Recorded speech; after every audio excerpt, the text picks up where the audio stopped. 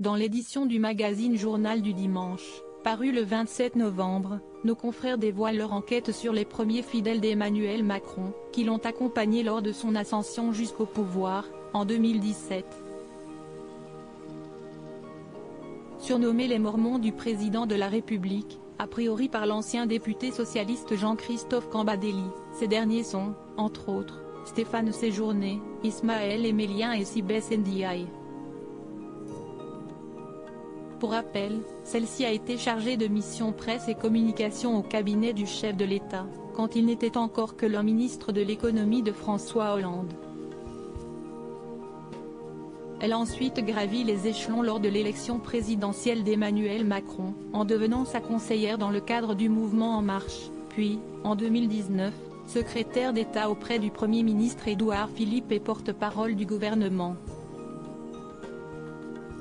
Mais visiblement, Sibès Ndiaye n'aurait pas plu à tout le monde et aurait été qualifiée en privé de détestable par Évelyne Richard, célèbre conseillère presse de tous les présidents, rapporte l'hebdomadaire.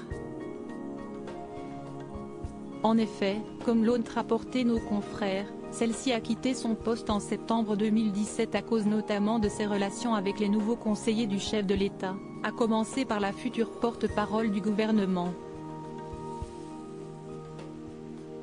Supérieure à Sibès Ndiaye mise sur un look très décontracté pour les cérémonies du 14 juillet 2019. Une ancienne conseillère presse poussée vers la sortie, le JDD a ainsi révélé les explications de l'une de ses proches. Évelyne avait organisé un dispositif pour la logistique du président et le travail des journalistes qui fonctionnait à merveille.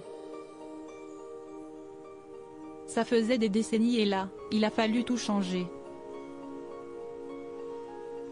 La fameuse conseillère presse n'aurait pas vraiment apprécié d'avoir dû virer la salle de presse de l'Élysée et d'avoir été mise au pied du mur par le jeune entourage politique du nouveau chef de l'État et de facto par Sibès Ndiaye. Comme l'indique la source de nos confrères, ils ont tout fait pour l'obliger à partir.